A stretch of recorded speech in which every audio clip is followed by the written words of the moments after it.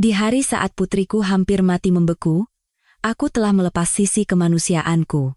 Malam itu, di tengah hutan yang basah dengan suhu dingin yang menusuk tulang, aku mendekap tubuh putriku yang berusia 8 tahun, bersembunyi di balik semak belukar yang basah. Aku hanya bisa berusaha menghangatkan tubuhnya dengan suhu tubuhku, memastikan jantungnya terus berdetak dan napasnya tidak berhenti. Namun, kisah ini tidak dimulai dari sana. Sebelum kami menyeberangi perbatasan sungai kematian itu, kami harus melewati neraka paling sunyi di dunia. Pemakaman suamiku, rumah yang terasa diawasi, dan tatapan-tatapan yang selalu mengikutiku. Ini adalah sebuah desa kecil yang terpencil di pedalaman Sumatera, pada suatu subuh di bulan Desember 2021. Angin musim hujan bertiup kencang, dan lorong-lorong desa sepi seperti biasanya. Malam itu, gerimis turun tanpa suara di atas atap seng gubuk kami. Dunia terasa begitu hening. Dan dalam keheningan itu, ia memeriksa napas putrinya. Namanya Siti, seorang wanita yang usianya mendekati 40. Di sampingnya, terbaring putrinya yang berusia 8 tahun. Cahaya, terbungkus kain sarung lusuh, anak itu menggigil karena demam tinggi. Gubuk reyot yang mereka tinggali terlalu kecil untuk disebut rumah.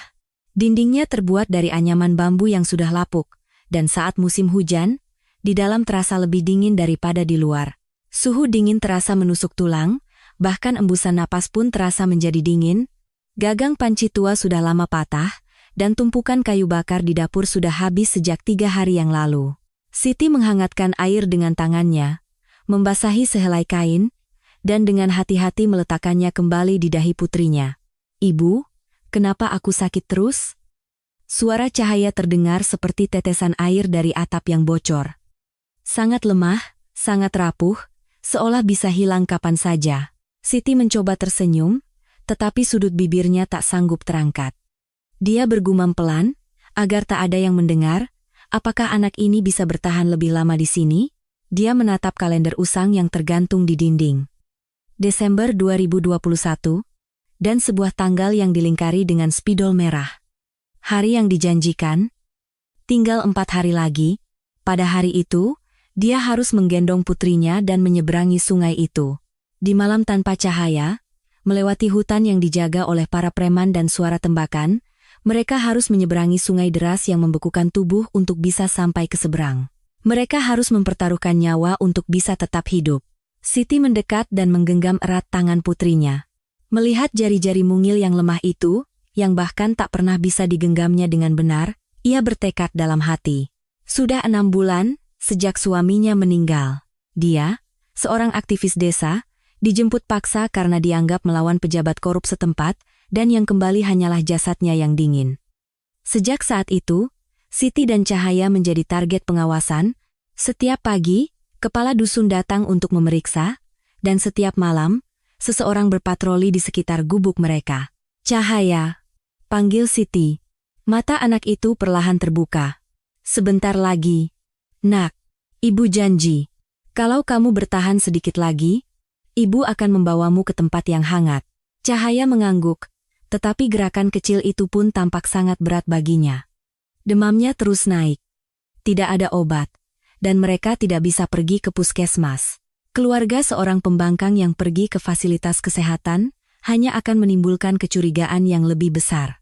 Di luar, hujan terus turun. Musim hujan kali ini terasa lebih dingin dari biasanya, dan jatah beras dari pemerintah pun tidak kunjung datang. Siti bahkan melepas bajunya sendiri untuk menyelimuti anaknya agar tetap hangat, tetapi itu tidak cukup. Di sudut dapur, tak ada segenggam beras pun yang tersisa. Sambal sudah habis, dan persediaan garam pun sudah tidak ada. Sambil mengiris satu-satunya singkong yang tersisa, Siti berpikir, ini mungkin akan menjadi makanan terakhir kita. "Ibu, aku lapar." Terdengar suara kecil Cahaya. Siti merebus singkong itu dan membaginya menjadi 2. Dia hanya makan 1 gigitan kecil, dan memberikan sisanya kepada putrinya. "Enak?" "Iya." "Ibu makan juga." "Ibu tidak lapar." Cahaya habiskan saja. Itu bohong. Siti sudah tidak makan dengan layak selama 3 hari. Tapi di depan anaknya, dia tidak akan pernah menunjukkannya. Semakin larut malam, kondisi Cahaya semakin memburuk. Napasnya menjadi kasar, dan tubuhnya semakin panas. Siti menjaganya sepanjang malam, mengganti kompres, mengusap punggungnya, dan menggenggam tangan kecilnya. Sekitar pukul 4 subuh, Cahaya tiba-tiba membuka matanya. "Ibu, aku bermimpi." "Mimpi apa?" "Kita tinggal di rumah yang hangat, makanannya banyak, dan aku tidak sakit lagi." Hati Siti terasa sesak. Apakah tempat seperti itu benar-benar ada? Ada. Pasti ada. Ibu pasti akan membawamu ke sana? Saat kata-kata itu selesai diucapkan, angin dingin berembus masuk melalui celah dinding, dan napas lemah Cahaya keluar dari mulutnya seperti kepulan uap kecil. Siti tidak melepaskan tangan anaknya, karena tangan itu adalah bukti bahwa dia masih hidup. Alasan mengapa Siti harus terus hidup. Di luar, hujan masih turun, dan dunia perlahan memutih oleh kabut. Tapi di dalam hati Siti, sebuah keputusan telah dibuat. 4 hari lagi, kita akan pergi dari sini, pasti. Siti tidak tidur selama 2 hari. Demam putrinya tidak menunjukkan tanda-tanda akan turun, dan barang-barang yang bisa disebut perabotan rumah tangga satu persatu menghilang. Sumpitnya patah, mangkuknya retak, dan satu-satunya yang masih utuh hanyalah sebuah pita kain untuk mengikat rambut putrinya. Apalagi yang tersisa, dia perlahan membuka lemari tua. Di dalamnya, ada sebuah penjepit arang tua, jam tangan yang sangat disayangi almarhum suaminya, dan sebuah amplop tergeletak diam. Amplop itu adalah rahasia terakhir Siti. Sebelum suaminya meninggal, dia berkata, "Buka ini hanya jika kamu merasa sudah benar-benar tidak ada jalan lain." Di dalam amplop itu ada sebuah buku catatan usang, selembar kain, dan beberapa lembar uang kertas yang sudah menguning. Saat Siti memegangnya, seluruh tubuhnya bergetar seolah tersengat listrik. "Ini bukan untukku. Ini untuk menyelamatkan Cahaya." Budi, suaminya, adalah orang yang sangat berhati-hati semasa hidupnya. Tapi di saat-saat terakhirnya, dia telah mempersiapkan segalanya untuk istri dan putrinya. Di dalam buku catatan itu, tertulis sebuah alamat dengan tulisan tangan kecil. Gudang tua berpagar besi di pinggir kota. Di sana, ada orang yang bisa membuka jalan. Malam itu, Siti diam-diam mengenakan pakaiannya. Kebaya lusuh berlapis 2, sandal jepit yang tingginya sampai mata kaki, dan selendang tua di lehernya. Cahaya sedang tertidur lelap. Wajahnya memerah karena demam, tetapi untungnya napasnya teratur. Siti mengecup kening anaknya dengan lembut dan diam-diam membuka pintu. "Ibu pasti kembali." "Tunggu sebentar, ya." Jalanan malam itu sunyi. Tidak ada lampu jalan, dan cahaya bulan pun tertutup awan. Siti berjalan menuju pinggiran kota, mengandalkan ingatannya. Jaraknya 1 jam berjalan kaki. Setiap langkahnya sangat hati-hati. Dia takut bertemu dengan patroli desa, dan beberapa kali menoleh ke belakang untuk memastikan tidak ada yang mengikutinya. Ketika sampai di pinggiran kota, tempat itu benar-benar sunyi. Pabrik-pabrik terlantar, dan bangunan-bangunan besi berkarat berdiri dalam kegelapan. Siti memeriksa kembali alamat yang ditulis suaminya. Gudang tua berpagar besi, butuh 1 jam lagi untuk menemukannya. Gudang yang akhirnya ditemukannya lebih kecil dari yang dibayangkan, dan pintunya tidak terkunci. Siti ragu sejenak, lalu dengan hati-hati mendorong pintu. Di dalam, lantai semen berbau minyak, dan ruangan itu gelap gulita. Tapi di dalamnya, ada seorang pria. Seorang pria jangkung yang sedang merokok tanpa mengenakan jaket. Dia memandang Siti dari atas ke bawah, lalu tanpa berkata apa-apa, meletakkan asbaknya di lantai. "Saya ingin mencari jalan," kata Siti. Suaranya seringan daun kering. Pria itu tersenyum sinis. "Jalan ada harganya." "Berapa?" "1 orang, 5 juta. 2 orang, 10 juta. Angka itu mencekik napasnya.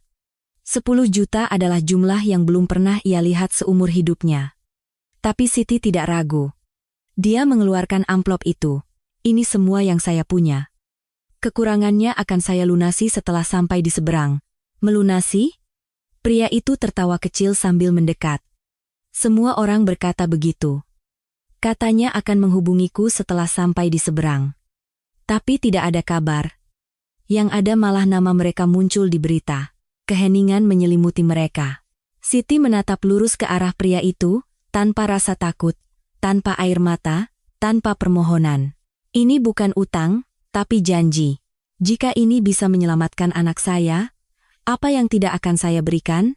Pada saat itu, tatapan pria itu sejenak goyah. Di balik kepulan asap rokok, dia berkata seolah telah lama memendam sesuatu. 4 hari lagi, jam 11 malam, di dekat rambu merah di bawah kaki bukit. Datang tanpa suara. Dan mulai hari itu, namamu tidak ada artinya lagi. Siti mengeluarkan semua uang di dalam amplop dan memberikannya kepada pria itu. Pria itu menghitung uangnya, lalu mengangguk. Memang kurang, tapi karena tatapanmu terlihat tulus, aku akan percaya sekali ini. Saat meninggalkan gudang, Siti berhenti sejenak. Hujan turun.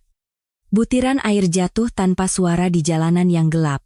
Dia menengadah ke langit sekali, lalu berbisik pelan, "Cahaya, ibu pasti akan membawamu." Dalam perjalanan pulang, hatinya terasa berat, tetapi pada saat yang sama, penuh dengan harapan. Akhirnya, jalan telah terbuka. Jalan yang berbahaya dan tidak pasti, tetapi tetap saja sebuah jalan. Ketika sampai di rumah, Cahaya masih tertidur. Tetapi napasnya terdengar lebih teratur, dan warna wajahnya tampak sedikit lebih baik. Sambil berbaring di samping anaknya, Siti berpikir. Sekarang benar-benar dimulai. Kehidupan baru kita. Hujan turun tanpa henti di desa itu. Langit berwarna abu-abu, dan langkah orang-orang terasa semakin berat. Di tengah musim hujan itu, hanya satu orang yang sedang bersiap untuk mengucapkan selamat tinggal. Siti mulai membereskan setiap sudut gubuk sejak pagi. Baskom karet yang tidak berguna, mangkuk seng yang retak, hingga mantel tua suaminya, semua disentuhnya satu persatu, mengenang kembali masa lalu. "Cahaya, coba pakai ini kan punya ayah. Sekarang ini milikmu." Cahaya tersenyum dan memeluk mantel itu dengan kedua lengannya. Pelukannya terlalu besar, dan senyumnya terlalu kecil. Siti memandangi pemandangan itu sambil diam-diam mengambil sember air. Dia ingin membuat hari ini menjadi istimewa, karena hari ini akan menjadi hari biasa yang terakhir. "Malam ini, mau ibu buatkan singkong rebus pakai gula merah?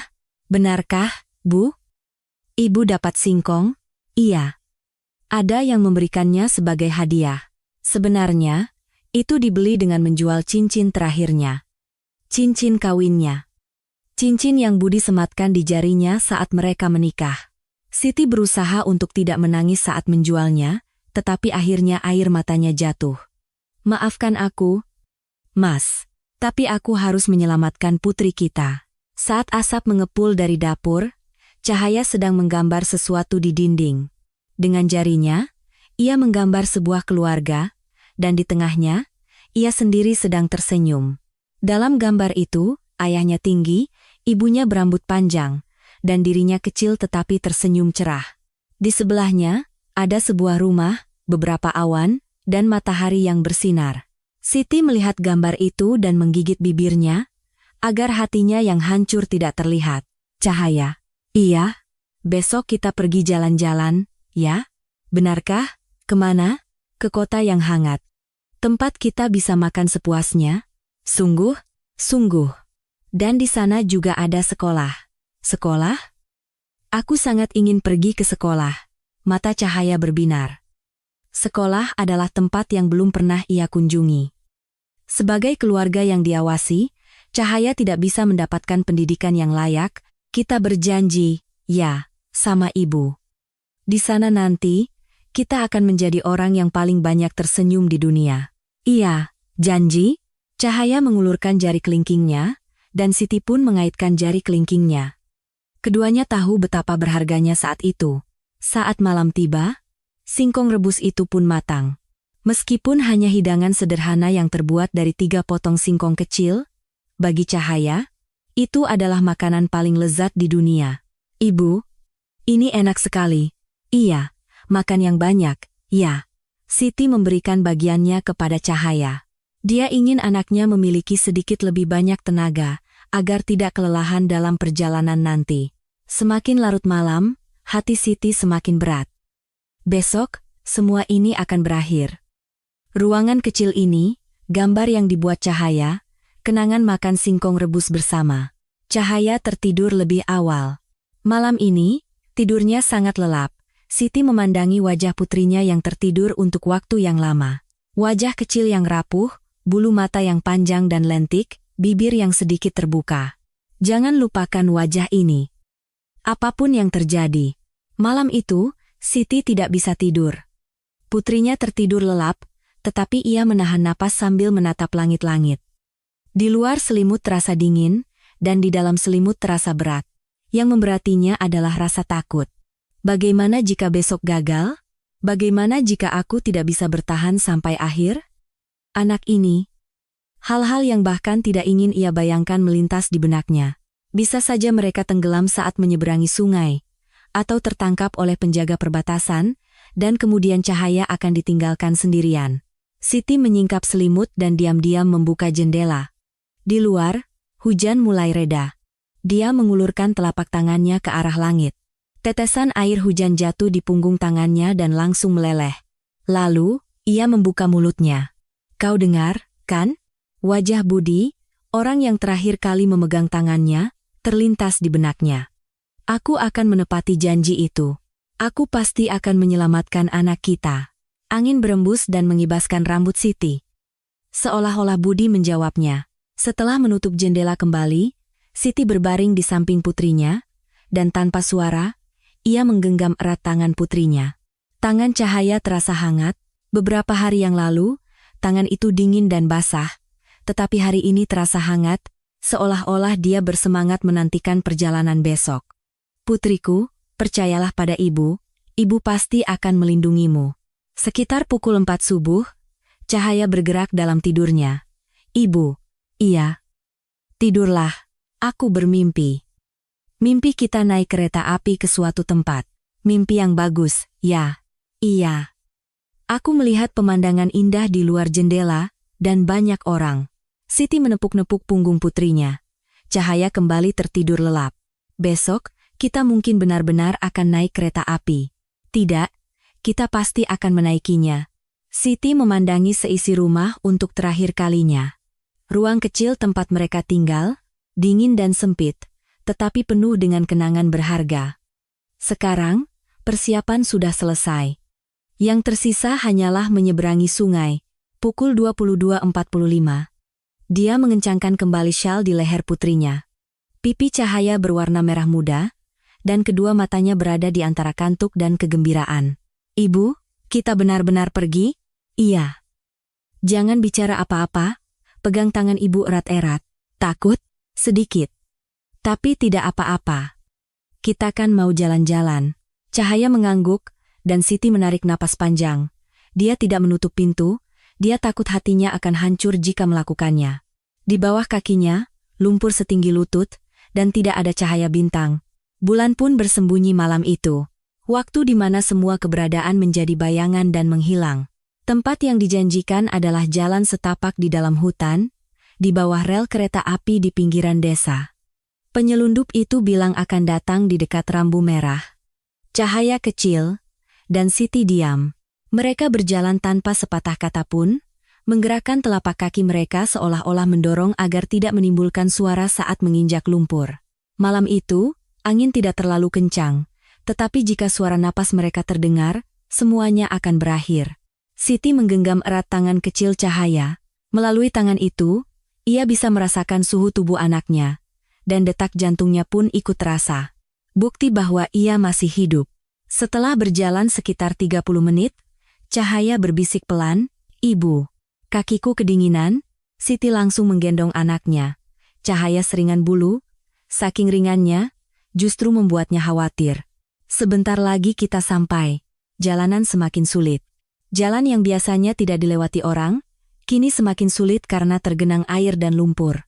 Siti melangkah maju dengan hati-hati, selangkah demi selangkah. Sudah berapa lama mereka berjalan? Saat pepohonan semakin lebat, sebuah bayangan muncul dari kegelapan di depan. Seorang pria berjaket hitam dengan tudung yang menutupi wajahnya. Wajahnya tidak terlihat, tetapi ia tahu bahwa itu adalah orang yang dijanjikan. Dia mengangkat tangannya. Tidak ada kata-kata. Hanya isyarat tangan. "Ikuti aku." Siti mengangguk dan memeluk Cahaya erat-erat. Lalu, diam-diam ia mengikuti di belakangnya. Mereka tidak berbicara.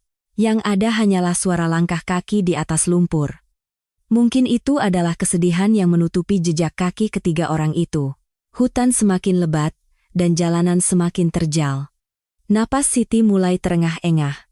Menggendong Cahaya memang berat, tetapi beban yang lebih besar adalah rasa takut. Apakah jalan ini benar? Apakah aku bisa mempercayai orang itu? Tetapi tidak ada jalan untuk kembali. Dia sudah mempertaruhkan segalanya. Saat itulah, dari kejauhan, secercah cahaya berkedip-kedip di antara pepohonan. Center. Pria yang berjalan di depan dengan cepat merunduk dan mengulurkan tangannya ke belakang untuk memberi isyarat kepada mereka berdua. Artinya, bersembunyi. Di sisi kanan hutan, ada sebuah batu besar. Saat mereka mendorong tubuh mereka ke dalam ceruk di bawahnya, suara langkah kaki mulai terdengar. Dan suara kasar terdengar. Tidak ada di sini, kan? Sepertinya tidak ada. Tapi untuk jaga-jaga, kita putari sekali lagi.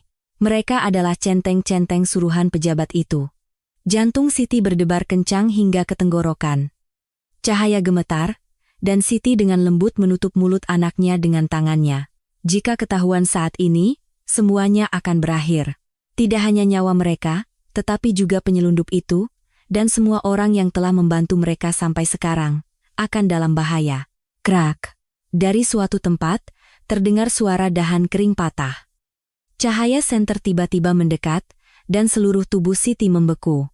Cahaya itu menyapu bagian atas batu, hanya beberapa meter dari tempat mereka bersembunyi. Sepertinya ada sesuatu di sana. Mungkin hanya kancil. Mana mungkin ada orang sampai ke sini di cuaca seperti ini. Tetap saja, untuk jaga-jaga. Waktu yang menegangkan berlalu. Entah berapa menit, atau berapa jam, ia tidak tahu. Siti memeluk Cahaya lebih erat, dan anak itu menahan napas di pelukan ibunya. Ayo kita kembali. Sepertinya hari ini tidak ada apa-apa. Bersamaan dengan kata-kata itu, suara langkah kaki menjauh, dan cahaya senter pun menghilang. Hutan kembali sunyi. Setelah menunggu beberapa menit lagi, penyelundup itu berdiri. Dan dengan isyarat tangan, ia menyuruh mereka mengikutinya lagi. Siti berlutut dan menarik napas. Mata Cahaya membesar, dan bibirnya membiru. Ibu, aku, tidak apa-apa. Kita masih hidup. Mendengar kata-kata itu, Cahaya mengangguk. Dan diam-diam, ia membenamkan dirinya dalam pelukan Siti. Kita beruntung, tapi ini baru permulaan. Mereka mulai berjalan lagi. Kali ini, mereka bergerak lebih hati-hati, lebih lambat. Setelah berjalan sekitar 1 jam lagi, hutan berakhir dan sebuah ladang luas muncul. Dan dari kejauhan, suara air sungai mulai terdengar. Itukah sungainya? Siti bertanya pelan, tetapi penyelundup itu tidak menjawab. Dia hanya terus berjalan ke depan. Malam itu, hujan mulai turun lagi. Jejak kaki ketiga orang itu perlahan menghilang, dan yang tersisa hanyalah langkah-langkah yang menahan napas. Semakin dekat dengan sungai, hati Siti semakin berat. Waktu untuk menyeberang benar-benar telah tiba. Setelah berjalan cukup lama, hutan menjadi semakin liar, dan di bawah kaki mereka bukan lagi daun-daun kering, melainkan lumpur dan bebatuan. Dan pada saat itu, ia melihatnya. Sungai itu, hanya dengan melihatnya saja, napasnya seolah berhenti. Aliran air yang gelap dan berat. Suara airnya rendah dan dalam, seolah-olah itu adalah kumpulan desahan dari banyak orang. Mereka sekarang harus menyeberangi sungai itu. Garis batas antara hidup dan mati, antara kebebasan dan perbudakan. Penyelundup itu membuka mulut untuk pertama kalinya. Dari sini, aku tidak bisa ikut. Ikuti suara air ke arah timur sejauh 50 meter. Di sana ada jembatan kayu tua. Di bawahnya dangkal, kalau tidak sekarang, tidak akan bisa menyeberang. Anda akan pergi? Tanya Siti pelan. Penyelundup itu mengangguk. Aku hanya membuka jalan. Menyeberang adalah urusanmu. Dan dia menghilang ke dalam kegelapan. Seolah-olah dia tidak pernah ada, dia menghilang tanpa jejak. Yang tersisa hanyalah seorang wanita dan seorang anak kecil. Dan suara air yang gelap. Siti mendekati tepi sungai. Airnya mengalir lebih cepat dari yang ia kira, dan potongan-potongan sampah hanyut terbawa arus. Suhunya pasti sangat dingin, tak terbayangkan. Cahaya, lepas sandalnya. Kenapa? Kalau air meresap ke pakaian, akan lebih berbahaya. Ini kantong plastik, ibu sudah siapkan. Kita ikat ini di kaki dan berjalan. Siti mengeluarkan kantong plastik yang sudah disiapkannya. Itu adalah kantong plastik terakhir yang dibawanya dari rumah.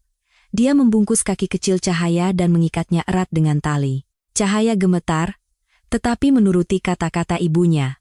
Siti juga menyiapkan kakinya sendiri dengan cara yang sama. Hujan semakin deras, dan rambutnya basah dalam sekejap. Setiap kali angin berembus, ia bisa merasakan suhu tubuhnya menurun. Takut, kan? Iya. Tapi sepertinya ibu lebih takut. Jadi, ibu akan jalan duluan. Kamu pegang pinggang ibu, ya? Mengerti? Iya. Siti berdiri di tepi air terlebih dahulu. Air sungai itu tampak hitam dan dalam. Dasarnya tidak terlihat. Tetapi seperti yang dikatakan penyelundup itu, jika bukan di sini, tempat lain akan lebih berbahaya. Dan ia melangkahkan kakinya. Seketika, seluruh tubuhnya terasa lumpuh. Jantungnya seolah berhenti berdetak, dan darahnya seolah berhenti mengalir. Napasnya pun sesak, dan lututnya hampir lemas. Ini bukan sekadar dingin. Ini adalah rasa sakit yang mengiris daging, dan membekukan tulang. Tetapi di belakangnya, ada anaknya. Ibu, sakit. Tahan sebentar, ya. Kalau kita menyeberangi sungai ini saja, kita akan benar-benar menginjak tanah yang hangat. Satu langkah. Langkah berikutnya. Air melewati mata kaki, lalu ke lutut, dan akhirnya mencapai pinggang. Seluruh tubuh Siti menjadi kaku. Tangan dan kakinya mati rasa, dan bibirnya membiru. Cahaya bergantung di punggung ibunya. Napas anak itu semakin terengah-engah. Ibu, aku tidak bisa lihat apa-apa. Tidak apa-apa. Jangan lepaskan tangan ibu. Arus air semakin deras. Saat mereka mencapai tengah-tengah, tubuhnya mulai goyah. Ibu, aku takut. Cahaya, jangan pernah lepaskan. Siti memegangi Cahaya dengan sekuat tenaga. Jika mereka tersapu arus, semuanya akan berakhir. Keduanya akan mati. Saat itu, dari suatu tempat terdengar suara peluit. Dari belakang, cahaya merah membelah kegelapan dan bergerak. Patroli datang. Siti menarik Cahaya lebih kuat lagi. Sebentar lagi kita sampai. Air kini sudah mencapai dada, dan Cahaya memejamkan mata sambil bergantung di leher ibunya. Bibir anak itu berubah menjadi ungu. Suara yang terdengar dari belakang semakin dekat.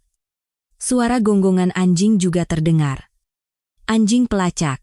Siti mengertakkan gigi dan melawan arus air. Setiap langkah terasa seperti di neraka, tetapi ia tidak bisa menyerah. Akhirnya, air mulai surut. Dari pinggang ke lutut, dari lutut ke mata kaki. Dan akhirnya, ia merasakan tanah kering.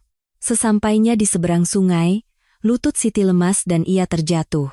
Seluruh tubuhnya membeku, dan ia tidak merasakan apa-apa. Air mata, kelelahan, dan rasa sakit, semuanya tumpah bersamaan. Cahaya berada di pelukan Siti. Dengan napas terengah-engah, ia berkata, "Ibu, kita selamat?" Siti tidak bisa menjawab. Dia hanya mengangguk. Bibirnya membeku sehingga tidak bisa mengeluarkan suara. Sambil memeluk putrinya, ia menengadah ke langit. Awan tersibak, dan sebutir bintang nyaris tidak terlihat. Cahaya bintang itu terasa anehnya hangat. Kita berhasil. Benar-benar berhasil. Tetapi ini baru permulaan. Perjalanan yang sebenarnya baru akan dimulai. Dari belakang, masih terdengar suara gonggongan anjing dan teriakan orang-orang. Tetapi mereka sudah berada di seberang sungai. Mereka telah melintasi perbatasan. Siti mengerahkan sisa tenaganya untuk berdiri sambil menggendong Cahaya. Pakaian basahnya mulai membeku, tetapi ia tidak bisa berhenti. Mereka harus pergi lebih jauh, ke tempat yang lebih aman. Cahaya, ayo jalan sedikit lagi. Iya, Ibu. Keduanya menghilang ke dalam kegelapan. Air sungai masih mengalir, dan di tempat yang mereka lewati, hanya tersisa jejak kaki. Tetapi jejak kaki itu pun akan segera tertutup oleh hujan, seolah-olah ingin menghapus bukti bahwa mereka pernah ada di sana. Fakta bahwa ia telah menginjak tanah saja sudah patut disyukuri. Tapi kenyataannya berbeda. Keduanya kini berada di jalan yang bahkan tidak ada di peta. Mereka telah menyeberangi sungai, tetapi masih berada di tanah yang berbahaya. Malam terus berlanjut, tubuh mereka basah, dan di sekitar mereka tidak ada apa-apa yang terlihat. Yang lebih parah adalah rasa dingin. Pakaian basah mulai membeku karena angin. Ibu, kakiku tidak terasa. Bibir Cahaya telah berubah menjadi ungu. Siti menggosok kaki anaknya dengan tangan gemetar. Kantong plastik itu entah kapan sudah robek, dan jari-jari kaki kecilnya membeku. Maafkan ibu. Sebentar lagi, ibu akan menghangatkanmu. Tidak ada waktu untuk menyeka air mata. Rasa dingin bukan sekadar penderitaan, melainkan senjata yang melumpuhkan kesadaran. Jika terus seperti ini, mereka benar-benar bisa mati kedinginan. Siti menggendong Cahaya di punggungnya dan mulai berjalan. Dia tidak tahu arah, tetapi yang penting adalah terus bergerak. Jika berhenti, suhu tubuh akan semakin cepat hilang. Mereka berjalan tanpa suara melewati hutan tanpa penanda. Tidak. Itu bukan berjalan. Mereka merangkak. Merangkak, memeluk, dan bertahan. Setelah sekitar 1 jam, kaki Siti mulai lemas. Beban Cahaya terasa semakin berat, dan napasnya terengah-engah. Yang paling menakutkan adalah ia telah kehilangan arah. Jangan-jangan kita salah jalan? Saat pikiran itu mulai muncul, dari kejauhan terlihat secercah cahaya redup. Di sana ada rumah? Tidak tahu. Tapi ayo kita coba ke sana. Itu adalah pilihan yang lahir dari keputusasaan, bukan harapan. Tidak ada cara lain. Setelah mendekat, ternyata itu adalah sebuah rumah petani kumuh. Di dinding luarnya tertulis sesuatu dalam bahasa yang berbeda, dan pintu masuknya sedikit terbuka. Mereka telah tiba di provinsi lain. Siti mengerahkan sisa tenaganya untuk mengetuk pintu. 2 kali, 3 kali, lalu dengan hati-hati ia membuka mulut. "Permisi? Kami tersesat." Suaranya bergetar. Dia tidak tahu siapa yang akan keluar, atau bagaimana reaksi mereka. Bisa saja mereka dilaporkan. Tidak ada suara. Tetapi beberapa detik kemudian, dari balik pintu, sebuah pintu geser tua terbuka. Seorang lelaki tua bungkuk berdiri sambil memegang lampu minyak kecil. Matanya hitam, wajahnya tanpa ekspresi. Dia memandangi Siti dan Cahaya dari atas ke bawah. Saat itu, Cahaya jatuh pingsan. "Cahaya." Siti memeluk anaknya, dan lelaki tua itu tampak terkejut dan memberi isyarat dengan tangannya. "Cepat bawa masuk. Bisa mati kedinginan." Aksennya asing, tetapi jelas itu bahasa Indonesia. Dia adalah seorang perantau dari daerah yang sama. Lelaki tua itu berjalan di depan sambil membawa lampu minyak. Di dalam rumah lebih hangat daripada di luar, tetapi tetap saja dingin. Setidaknya, angin tidak bisa masuk. "Baringkan di sini." Di sudut sebuah ruangan kecil, terbentang selembar tikar.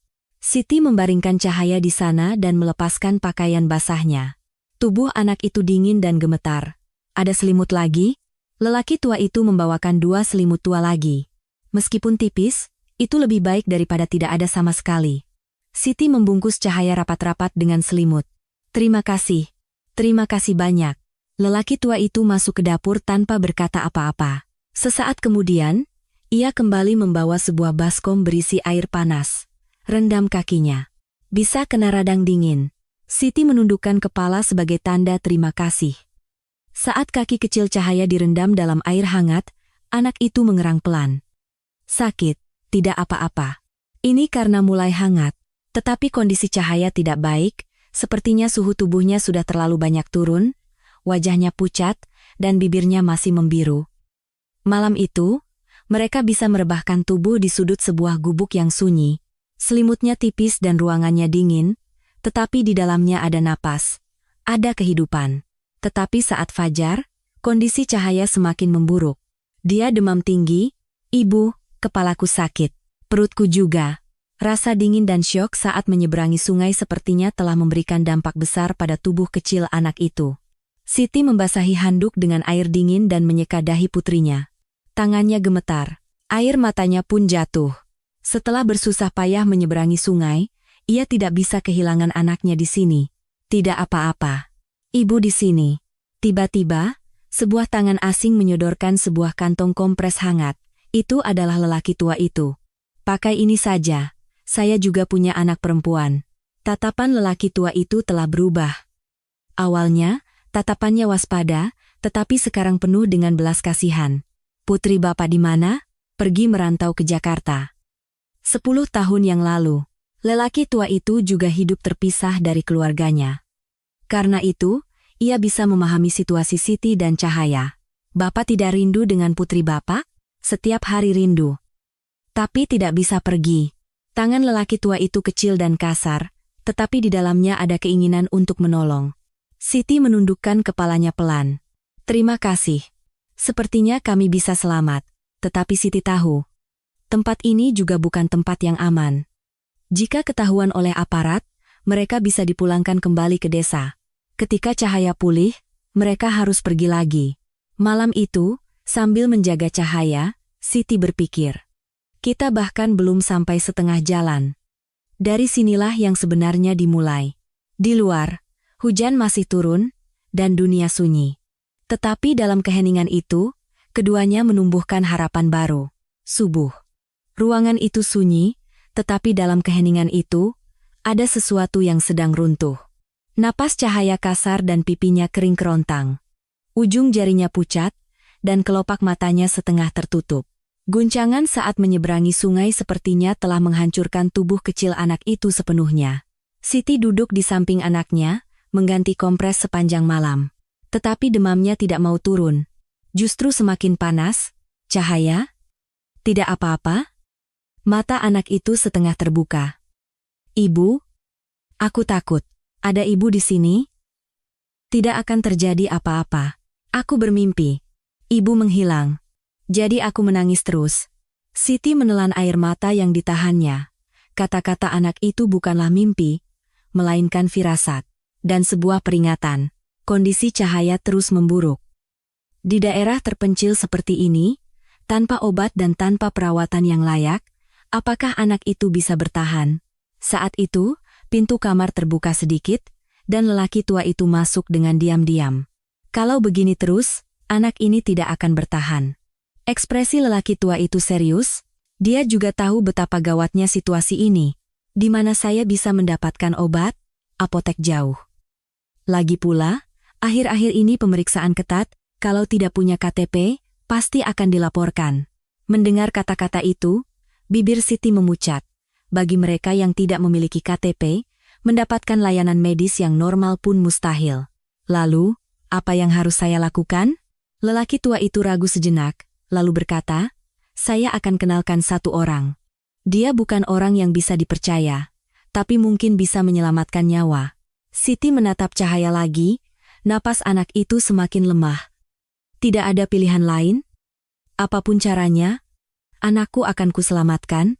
Lelaki tua itu memandangnya sejenak, lalu perlahan mengangguk. Beberapa jam kemudian, Siti kembali menggendong Cahaya di pelukannya, berjalan di lorong yang tertutup lumpur. Mengikuti peta yang digambar oleh lelaki tua itu, ia menuju ke pusat kota kecil. Pinggiran kota itu asing dan sunyi. Di atas atap, antena parabola terpasang berantakan, dan kabel listrik menjuntai. Papan nama semuanya dalam bahasa yang tidak ia mengerti, dan ia tidak bisa memahami ucapan orang-orang. Tempat yang ia tuju adalah sebuah toko di dalam gang yang terlihat seperti toko obat tradisional. Tetapi ada yang aneh. Untuk sebuah toko obat, tempat itu terlalu gelap. Dan tatapan orang-orang pun mencurigakan. Masuk. Terdengar suara seorang wanita asing, bahasanya aneh, tetapi entah kenapa terdengar seperti logat daerahnya. Saat membuka pintu, cahayanya redup, dan di dalam toko lebih tercium bau besi berkarat daripada bau obat.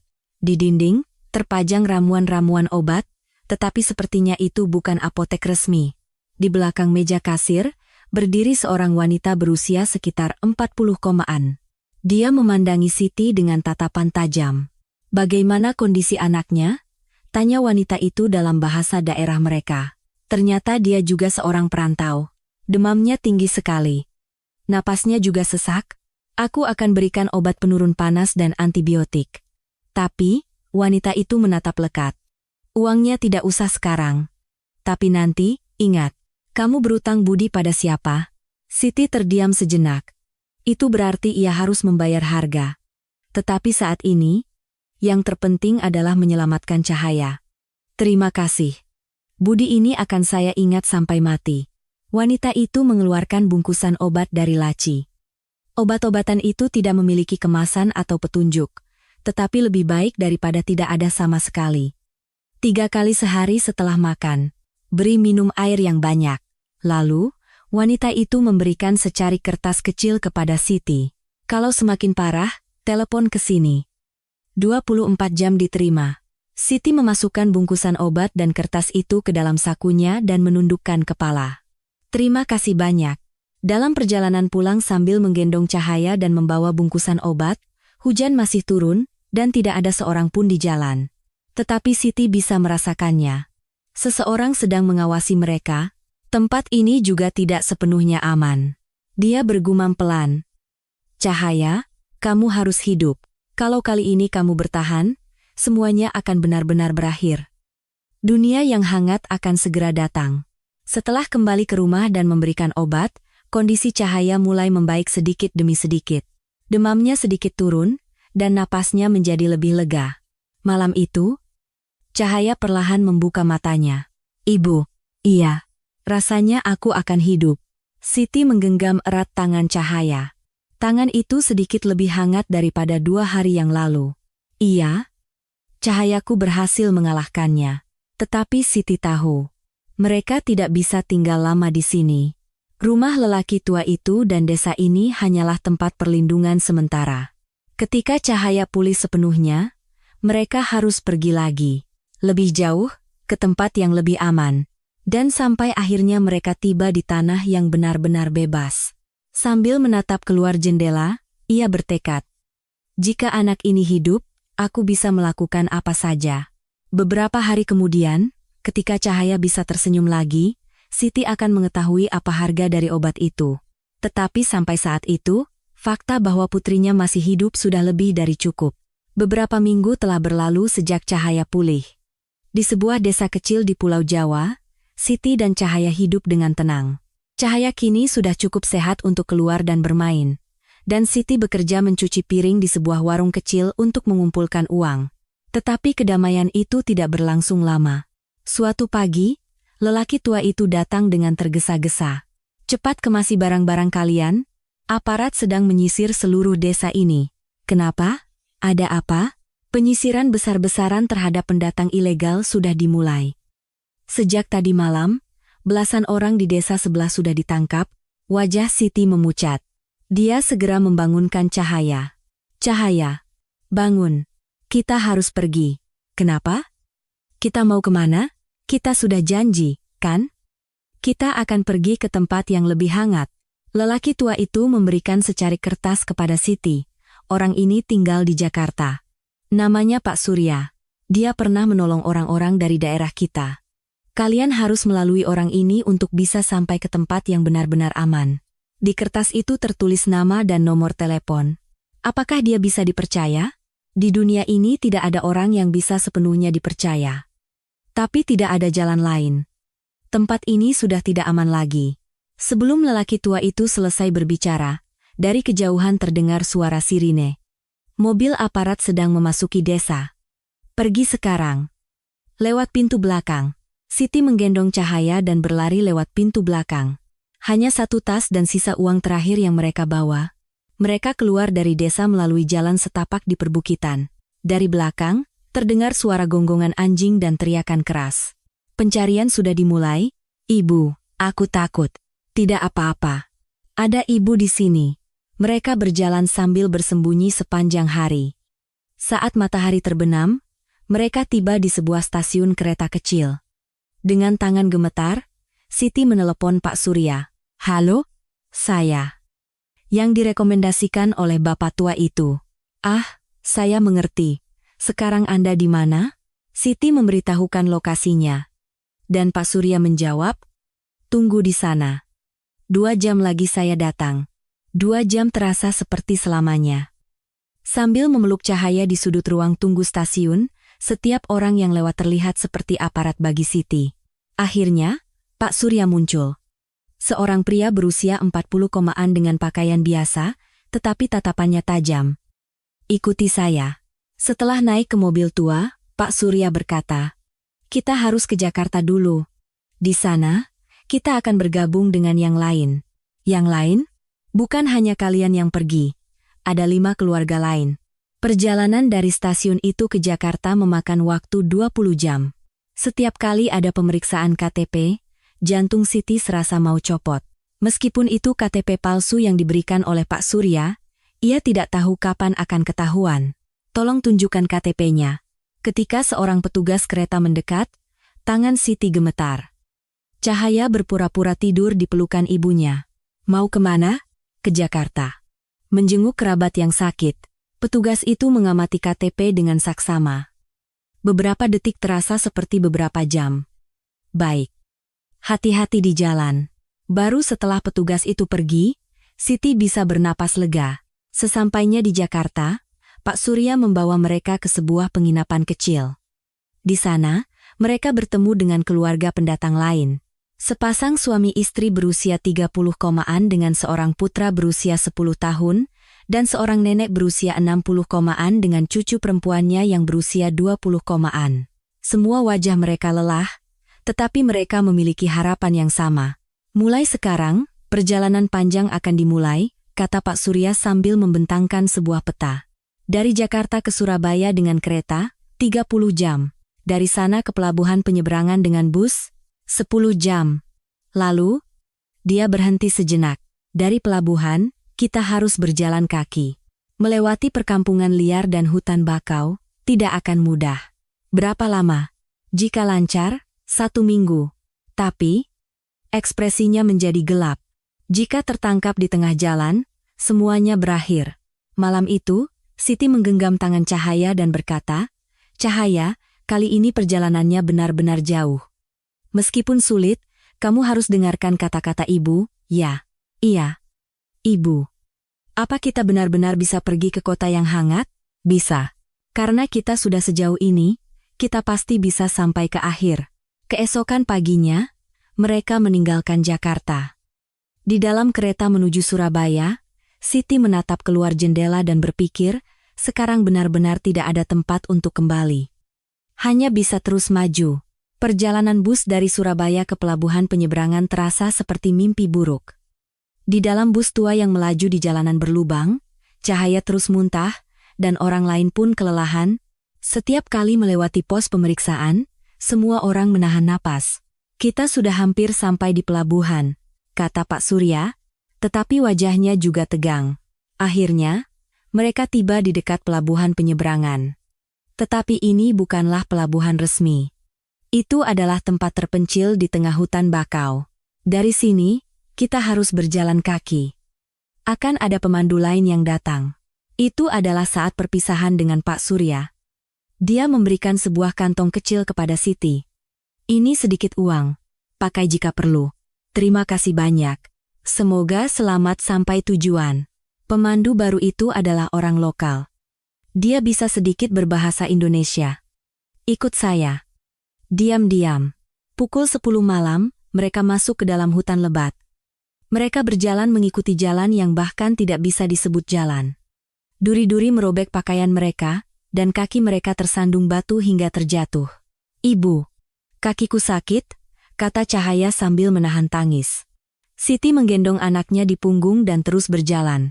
Setelah berjalan selama 3 jam, mereka tiba di sebuah perkampungan nelayan, tetapi masih belum aman. Polisi air juga menindak para pendatang ilegal. 2 hari lagi baru sampai ke tempat penampungan, kata pemandu itu. Mereka berjalan menghindari desa-desa kecil di pesisir. Mereka bersembunyi di hutan rendah di siang hari, dan hanya bergerak di malam hari. Pada hari kedua, Cahaya demam lagi. "Ibu, kepalaku sakit. Sebentar lagi kita sampai." Siti merasa putus asa. Di tengah hutan belantara seperti ini, jika anaknya pingsan, apa yang harus ia lakukan? Untungnya, malam itu, suara ombak mulai terdengar. "Sudah hampir sampai," kata pemandu itu, tetapi saat yang paling berbahaya masih menanti.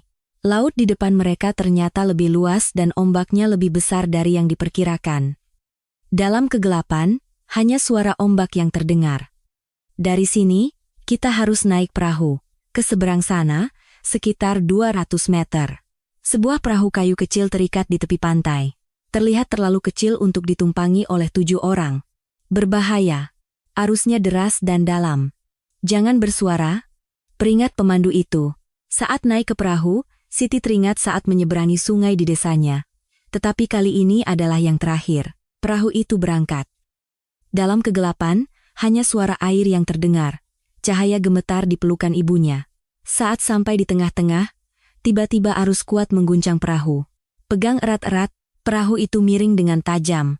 Air mulai masuk ke dalam perahu. Cahaya, jangan lepaskan ibu. Siti memeluk anaknya lebih erat. Orang lain juga mati-matian berpegangan pada perahu. Setelah beberapa menit, arus menjadi tenang. Dan dari kejauhan, terlihat cahaya lampu. Itu tempat penampungan, teriak pemandu itu pelan. Ketika perahu itu tiba di tepi pantai, semua orang menangis. Mereka benar-benar berhasil. Sekarang kita harus ke kantor polisi. Harus lapor diri, kata pemandu itu untuk terakhir kalinya. Di kantor polisi, bilang kalian pengungsi dari desa konflik. Nanti mereka akan bantu. Kantor polisi ternyata lebih ramah dari yang diperkirakan. Polisi menjelaskan dalam bahasa Indonesia, dan ada juga penerjemah. Kalian ingin mendapatkan suaka? Iya, suaka, kata Siti dengan susah payah. Tidak apa-apa, kami akan membantu kalian. Tunggu beberapa hari. Malam itu, di tempat penampungan, Siti memeluk Cahaya dan berkata, "Kita berhasil, nak. Kita benar-benar berhasil. Ibu. Sekarang kita aman?" "Iya. Sekarang kita aman. Sebentar lagi kita akan benar-benar tinggal di rumah yang hangat." Beberapa bulan kemudian, di kaki sebuah gedung tinggi di Jakarta, pada bulan Maret saat musim semi baru saja dimulai, Cahaya berdiri di depan sebuah kafe kecil, menggenggam erat tangan ibunya. Setelah melalui perjalanan panjang itu, sudah beberapa bulan berlalu sejak mereka akhirnya tiba di Tanah Harapan. Tangan kecil yang membeku saat menyeberangi sungai itu kini terasa hangat. "Ibu, apa kita benar-benar boleh tinggal di sini sekarang?" "Iya. Sekarang tidak ada lagi yang akan menyeret kita pergi. Sekarang kita baru bisa benar-benar bernapas." Cahaya memandangi anak-anak berseragam putih merah di balik jendela kaca besar. Anak-anak yang berjalan sambil tertawa dengan tas sekolah di punggung mereka. Pemandangan anak-anak yang berlari sambil bercanda dengan teman-temannya. "Aku juga bisa masuk ke sana? Kamu bisa pergi kemana saja. Karena kamu masih hidup." Suara Siti penuh dengan keyakinan. Keyakinan itu berasal dari kekuatan yang telah mengatasi semua penderitaan dan ketakutan selama 6 bulan terakhir. Waktu setelah tiba di Jakarta tidaklah mudah. Perjalanan panjang melalui berbagai kota, pendidikan adaptasi di rumah singgah, penyelidikan dan wawancara tanpa akhir, belajar bahasa dan budaya baru. Tetapi semua proses itu justru terasa berharga. Bisa berbicara dengan bebas dan bisa bermimpi dengan bebas itu sendiri adalah sebuah keajaiban. Beberapa bulan kemudian, di ruang tamu sebuah rumah susun sederhana, Cahaya sedang membaca buku pelajaran bahasa Indonesia, dan Siti sedang memasak di meja makan.